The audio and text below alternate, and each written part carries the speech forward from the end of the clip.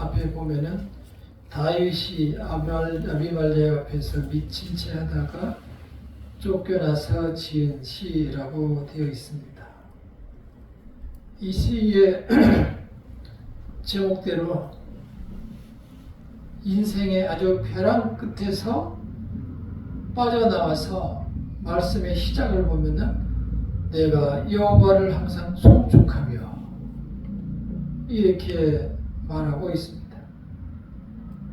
찬송부터 시작하니 우리가 보기에는 정말 절벽 끝에서 느끼고 나서 지은 시라고는 볼 수 없는 듯한 느낌으로 담대하게 느껴집니다. 우리는 이 다윗의 이 상황에 대해서 다시 한번 상고할 필요가 있습니다. 청소년 다윗 하면 생각나는 것이 골리앗 장군과의 전투죠. 사무엘상 17장에서 보면은 이 다윗이 골리앗과의 한판의 전투가 나옵니다. 그는 골리앗 장군을 맞았을 때에 골리앗 장군 앞에 나섰을 때에 칼과 창을 다 버리고 여호와의 이름으로 나갔습니다. 여호와의 이름을 의지했을 때 아무런 두려움이 없었습니다.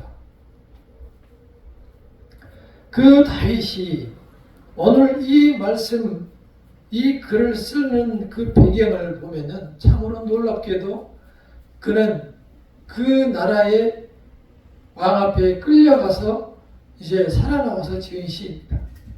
그러니까 그 골리앗이 블레셋 나라의 장군이었어요. 그리고 다윗이 끌려간 데가 바로 그 블레셋 나라의 아기스라는 왕 앞에 끌려가서 갔다 나와서 지은 시예요. 그러니까 그 나라의 장군들, 전쟁에 나간 사람들은 대부분 죽었지만 다윗의 이름을 들었어요. 왜냐하면 너무 어린 소년이 와가지고 우리나라 그 3m짜리 장군을 죽여버렸다 해서 그 온 동네 소문이 나서 사울은 천천히요, 다윗은 만만히요 하면서 노래를 불렀었다라는 사실을 이미 옆에 있는 나라에서도 다 알고 있었어요. 당연한 거 아니겠어요? 조그만 청년이 와서, 소년이 와서 3m 장군을 때려잡았으니 소문이 났을 텐데, 그로 인해서 놀랍게도 다윗은 사울의 적이 되어서 쫓겨서 갈 데가 없어서 다른 나라로 아예 도망을 갔는데, 간다고 간 게 적군의 품으로 들어가고 마는 거죠. 아기스라는 그 왕 앞으로 끌려간 거죠. 당연히 장군들이, 거기 있는 사람들이 다윗을 알아봤죠. 깜짝 놀랐어요. 잡아다가 죽여야 한다고 이제 왕 앞에 데려갔는데, 그때 다윗의 심정이 어떻겠어요? 간절히 그 하나님을 찾았지 않았겠어요? 전에 그 하나님을 간절히 찾고 기도를 했는데 달리 방법이 없는 거예요. 아무것도 없는 거예요. 어떻게 이길 방법이 없어요. 그래서 술을 쓴다는 게 미친 척 한 거죠. 입에 침을 쫙 흘리면서 이 왕 앞에 대문을 막 이렇게 손으로 긁으니까 저런 미친놈이 어디가 있느냐 해서 쫓아낸 거죠. 갖다 저런 놈을 데려왔다가 내쫓았는데 거기에서 그렇게 해서 살아남았어요. 다윗이 그것을 몰랐을까요? 자기는 또 하나님이 나를 살려주셨구나 이렇게 생각한 거예요. 그래서 나와서 이 시를 쓴 거예요. 소위 말해서 다윗이 완전한 체험을 통해서, 소위 신앙적인 경험을 통해서, 우리 기독교는 체험의 신앙이라고 하는데 체험을 통해서 하나님을 느끼고 이 시를 쓴 것입니다. 우리가 만약에 그런 상황을 맞게 되면은 우리는 하나님이 다윗이 그렇게 술을 잘 써서 벗어난 것이지 머리를 잘써서 벗어난 거 아니냐 이렇게 생각하거나 아니면은 하나님의 백성이면 그런 위험한 상황까지 가지 않아야 되는 거 아니냐. 우리의 욕심은 항상 거기에 머물러요. 그것은 우리의 악한 생각들이에요. 왜냐? 이 세상이 어떠함을 알지도 못하면서 이 세상 사람들이 어떠한 것을 알지도 못하면서 하나님의 능력과 하나님의 역사하심을 무시하는 거예요. 그리고 하나님을 받아들이지 않는 그러한 믿음입니다. 이 다윗은 정말 이 절벽 끝과 같은 벼랑 끝에서 결코 하나님을 배신하지 않았어요.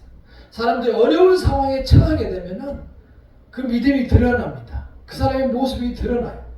가장 어려울 때. 그래서 사람들은 배고플 때 그 사람의 인격을 알 수가 있다고 하잖아요. 다 같이 배고플 때 나눠 먹느냐 아니면 혼자 참느냐. 그에 따라서 그 사람의 인격을 알 수가 있다는 거예요.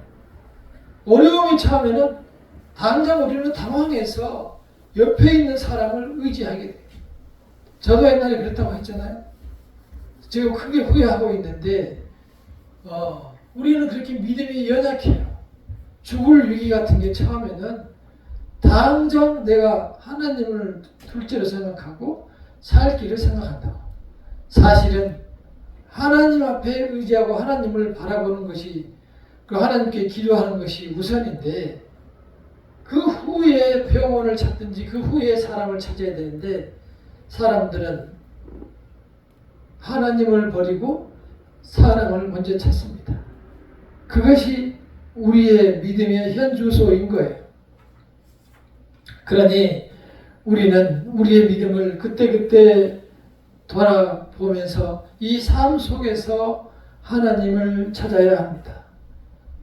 제가 요즘 이 1년 4계절 중에 가장 좋은 계절이라고 했는데 그 가장 좋은 계절을 주어도 하나님께서는 느낄 수 있는 사람과 느끼지 못하는 사람 그리고 느낄 수 있는 여건과 느끼지 못하는 여건을 주어요.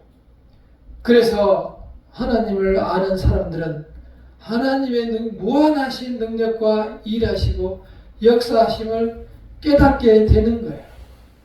인생은 그렇게 해서 흘러가는 거예요. 사람들은 중요한 시기, 어려운 시기에 하나님을 잊어버리지만 하나님은 그때마다 우리를 바라보고 계시고 또한 늘 삶 속에서 우리를 바라보고 계시는 거예요. 우리가 이렇게 맑고 좋고 깨끗한 봄 같은 인생이 멀지가 않아요. 꽃은 내년에 다시 다른 꽃으로 피어나지만 우리의 인생은 한 번 가면은 끝이. 어저께 이제 자동차 운전면허 적성검사를 갔는데 그 적성검사를 10년에 한 번씩 하는 모양이에요. 적성검사 그 운전면허를 다시 뽑아오는데 해가지고 오는데 그 운전면허 그 적성검사 기간을 10년 후로 잡아서 2026년 1월 1일부터 12월 31일까지 2036년 1월 1일부터 12월 30일까지 이렇게 돼 있어요. 그러니까 그걸 딱 보고서 와, 제 나이를 생각해보고 10년을 생각해보니까 야, 나보고 10년은 더 열심히 차 타고 다니고 10년은 더 열심히 더 살아라. 이런 생각이 드는 것 같더라고요. 그래서 기분이 굉장히 좋았어요. 그러니까 우리가 이 살아가면서 그러한 느끼지 못하는 것을 작은 이러한 것으로 우리가 하나님을 생각하고 작은 것을 통해서 하늘을 바라볼 수 있는 그러한 믿음을 갖는 것이 정말 중요합니다. 그래야만 우리가 하나님께서 주신 것에 대해서 감사할 수 있는 거예요. 어느 날 갑자기 암이 걸리면 이게 뭐야? 왜 나한테 이런 일이? 그러고 우리 자식이나 그런 문제가 생기면 왜 나한테 이런 일이 생기냐고 한탄을 하고 하나님을 바라보고 그때야 울며 기도하고 하나님을 원망하는 경우가 많이 있습니다. 그것은 올바른 성도의 자세가 못됩니다. 우리는 늘 다윗처럼 생활 속에서 그분이 일하시고 하나님께서 우주를 주관하시는 것을 깨달을 수 있는 믿음을 가져야만 우리가 늘 마음의 평안을 얻으며 이 세상에서 즐겁고 행복하게 살아갈 수가 있는 것입니다. 두 번째로 하나님께서는 이 선행을 배우라 라고 말씀했습니다. 11절을 함께 읽어보겠습니다. 시작. 너희 자녀들아 와서 내 말을 들으라. 내가 여호와의 법을 너희에게 가르치리라. 여호와를 경외하는 법을 너희에게 가르치리라. 와서 배우라. 무엇을 배우라고요? 하나님의 말씀을 배우라. 하나님의 말씀을 배우라. 그 첫째가 무엇인가? 13절에 함께 읽어보겠습니다. 13절 시작. 내 혀를 악에서 구강하며 내 입술을 거짓말에서 금할지어다. 그 12절에서 생명을 사모하고 오래 살기를 사람이 누구냐? 이 세상에서 오래 살기를 원한다면 내 혀로 악한 말을 하지 말라. 내 혀로 악한 말을 하지 말라. 그리고 거짓말을 하지 말라. 이 두 가지는 너무 수월한데, 너무 쉬운데, 너무 지키기 어려운 말이에요. 제가 지금 한 3번째는 얘기한 것 같은데, 이 두 말씀은 내 혀로 악한 말을 하지 말라. 거짓말을 하지 말라. 이 말은 너무 쉬운데, 너무 지키기 어려운 말이에요. 그 무슨 말이, 그런 말이 있어요? 왜 그럴까요? 누가복음 6장 45절에 보면은 선한 사람은 마음에 쌓은 선에서 선을 내고 악한 자는 그 쌓은 악에서 악을 내나니 이는 마음이 가득한 것을 입으로 말함이니라.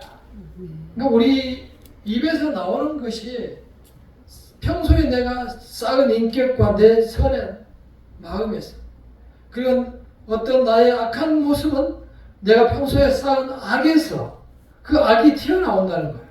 그 악이 가득해서 밖으로 나오는 것이 입에 나오는 말이라는 거예요. 우리가 그래서 말을 인격이라고 하기도 하는데, 이 하나님께서 말씀하시는 이 말씀을 우리는 잘 기억해야 합니다. 그래서 우리가 이 세상에서 오래 평안하게 살기를 원하면 내 혀로 악한 말을 하지 말고, 그리고 거짓말을 하지 않도록 입술을 잘 다스려야 합니다. 이 거짓말이라는 것이 모든 이 세상 불행의 시작이고 씨앗이에요. 거짓말. 그 거짓말은 잘 알다시피 창세기 1장에서 나오는 사탄의 그 가장 주요한 방법, 악으로 우리를 인도하는 가장 중요한 방법이, 치명적인 방법이 바로 거짓말이죠. 근데 우리는 이 거짓말이 세상에 가득한데, 그 거짓말로 이어진 역사가 가득한데 분별할 능력을 잃어버리고 세상과 더불어서 살아가는 거예요. 그러한 분별력을 가지려면 하나님의 말씀을 배워야만 우리가 그 분별력을 가질 수가 있어요. 그래서 와서 배우라고 하는 거예요.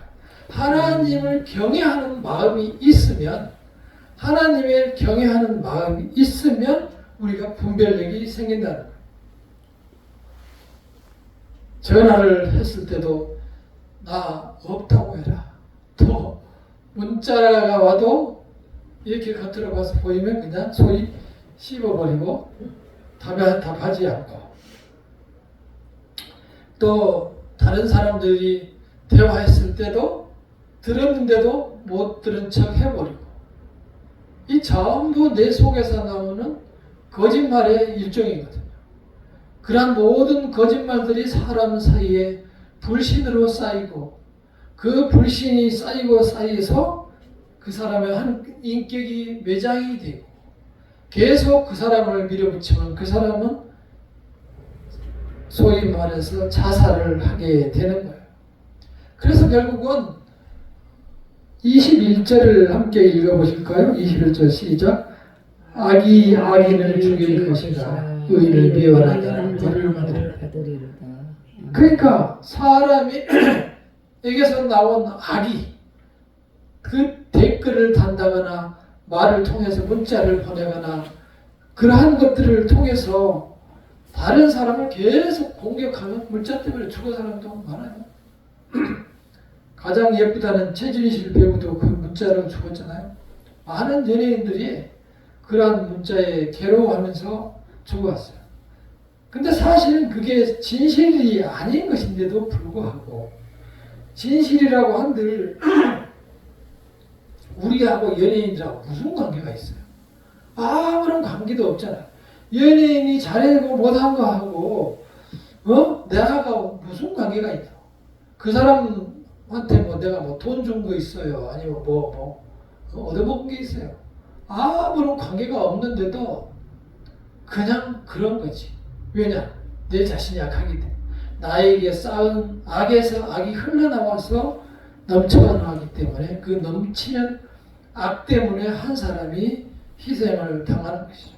그래서 그런 악들은 살인 무기가 되는 거고 자살의 무기가 되는 것이기 때문에 그 모든 뿌리들은 바로 거짓말이라는 사실을 잘 기억하시고 그 거짓을 내 자신이 훈련하고 통제하는 그러한 노력이 인내와 애씀이 우리에게 있어야 우리의 삶이 편안하고 행복해지는 것입니다. 이 하나님의 단순한 말씀과 교훈을 결코 무시해서는 안 됩니다. 사람 사이에 우리가 힘들도 하고 하지만 모든 관계의 깨어짐도 내 입에서 나오는 악과 내가 내 입에서 나오는 거짓말로 인해서 생기는 것들이에요.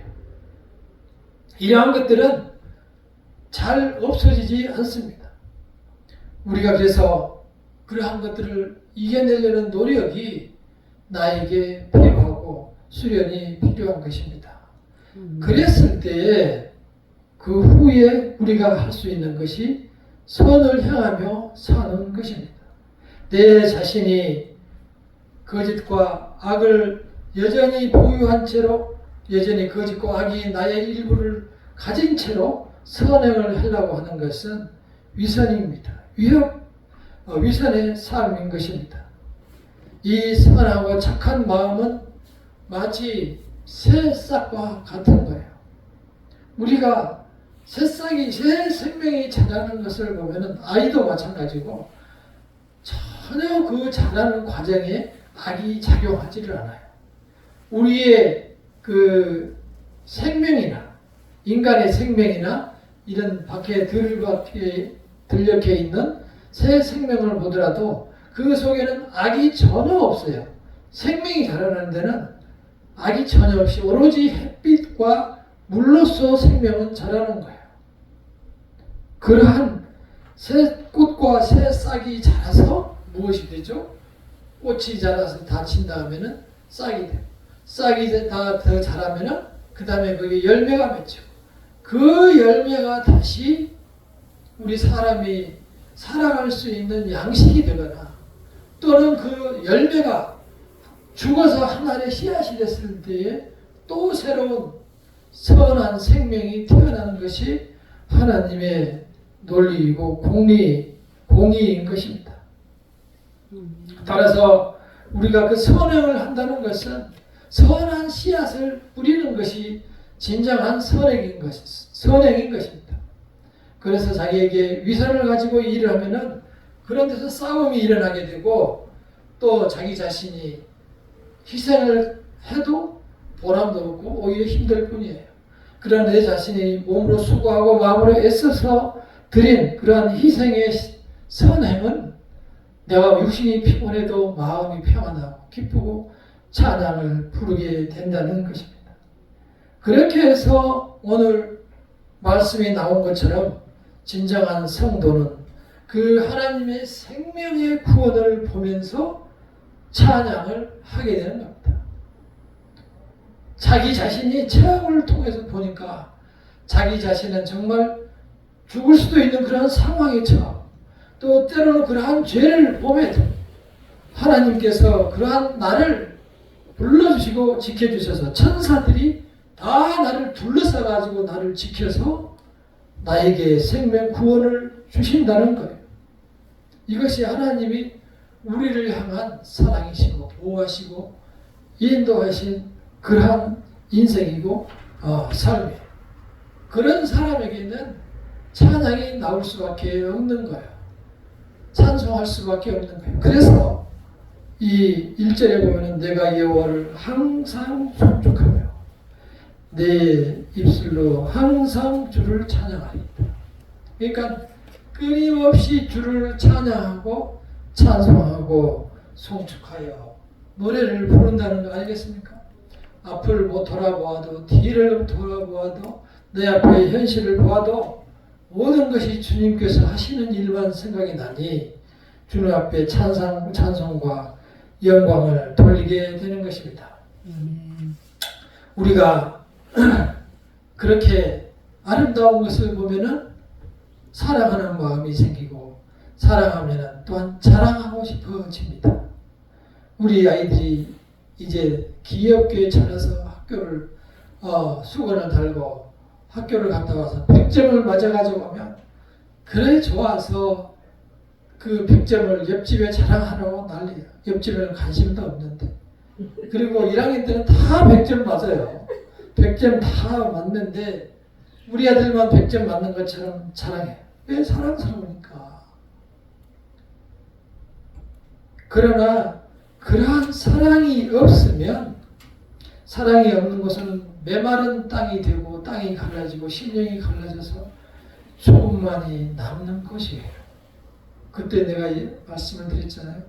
그 중학생이 엄마 나에게 수학 100점 맞아서 자랑을 했더니 수학 가지고 안 된다. 또 열심히 공부해서 국어를 100점을 맞았더니 국어만 100점 맞으면 되느냐. 너 경쟁자들은 어떻게 하겠냐. 또 열심히 공부해서 영어를 100점 맞았더니 또 그런 대답이 왔어요. 너희 친구들을 앞서려면은 너는 그보다 더 열심히 해야 한다. 그 이야기를 듣고 그 학생의 마음이 너무 굳어가지고 옥상으로 올라간 거죠. 그 100점이 뭐 그렇게 중요하다고 우리 자식을 그렇게 죽입니까? 그 부모는 그 부모의 자식을 그렇게 죽음으로 몰고 가는 그 부모의 마음은 도대체 어떤 마음이냐? 그 부모의 마음은 온통 세상에서 권력과 부와 명예가 가득한 사람이에요. 그래서 우리 아들을 그렇게 하고 싶은 거예요. 부와 명예와 권력이 좋은 것은 사실이지만 그것이 전부는 아니에요. 그것이 하나도 없더라도 충분히 살아갈 수 있는 세상이에요. 그것은 세상의 부와 명예와 권력이 자식보다 더 중요하기 때문에 그런 결과가 오는 거예요. 우리는 우리 속에서 자라나는 그런 세상에서 배운 부와 명예와 권력에 대한 욕심 때문에 사랑하는 자식과 자녀와 이웃을 잃어버리는 어리석은 삶을 살지 말아야 합니다. 그러한 삶을 미워해야 합니다. 또한 그러한 내 자신이 있었다면 회개하고 주님을 바라보아야 합니다. 주께서는 이 마음이 상하고 통회하는 심령을 회개하는 심령을 사랑하신다고 했습니다. 18절을 함께 읽어보겠습니다. 시작. 여호와는 마음이 상한 자를 가까이 하시고 충심으로 통회하는 자를 구원하시는도다. 여기에다가 구원을 붙여놨어요. 하나님 앞에 정말 내가 잘못했습니다. 회개하고 내가 그 잘못한 것을 용서해 달라고 마음이 상해 죽겠다고 하시는 그러한 성도에게 구원의 명찰을 붙여주신다는 거예요. 그래, 바로 그 마음은 하나님께서 받으시는 마음이라는 거예요.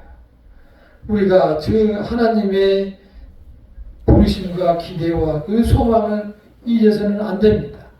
우리의 삶이 두 번이면 그렇게 할 수도 있습니다. 그러나 우리의 삶은 오로지 가는 길이 하나뿐이에요. 주께서 예비하신 축복은 늘 우리 곁에 풍부하게 있어요. 우리가 그 축복을 바라보며 찾을 때에, 간구할 때에 하나님께서는 다 들어주셨습니다. 내가 여호와께 간구하며 내게 응답하시고 내 모든 두려움에서 나를 건지십니다. 세상에서 가진 많은 것들은 설령 내가 의사가 돼서 훌륭한 의사가 됐다고 하더라도 많은 돈과 권력과 부를 가졌다고 해도 내 마음속에는 두려움이 있는 거예요. 무슨 상황이 닥칠지를 몰라요. 그러나 여기 34장 4절처럼 내가 여호와께 간구하며 내게 응답하시고 내 모든 두려움에서 나를 건지셨다. 하나님을 믿는 마음은 어떠한 상황에 가서도 두려움이 없어요. 아무 데서나 누워서 편안히 잘 수 있는 그러한 편안한 주께서 나의 목자가 되시는 그러한 삶을 살아갈 수가 있어요. 어떠한 원수들이 나에게 와서 괴롭히려고 했을지라도 여호와의 천사가 주를 경외하는 자를 둘러 진치고 그들을 건지시느니라. 오늘 그렇게 말씀하십니다. 여호와의 천사들이 나를 지켜주시는 따라서 우리는 그 하나님을 나의 하나님으로 생각하시고 그 하나님을 바라보고 그 하나님을 내가 마음의 심령에 모시고 살아갈 수 있도록 늘 생활에서 그를 찾으시기를 바랍니다. 그래서 그렇게 살아갔을 때에 우리 삶에 넘치는 축복이 좋은 것으로 풍부하여질 것입니다. 나의 삶은 그 하나님과 더불어서 소망 속에서 기쁨을 속에서 살아가게 될 것이고 나의 삶은 찬양을 계속하게 될 것입니다. 항상 여호와를 찬양하며 사는 기쁨이 있을 것입니다. 기도하겠습니다.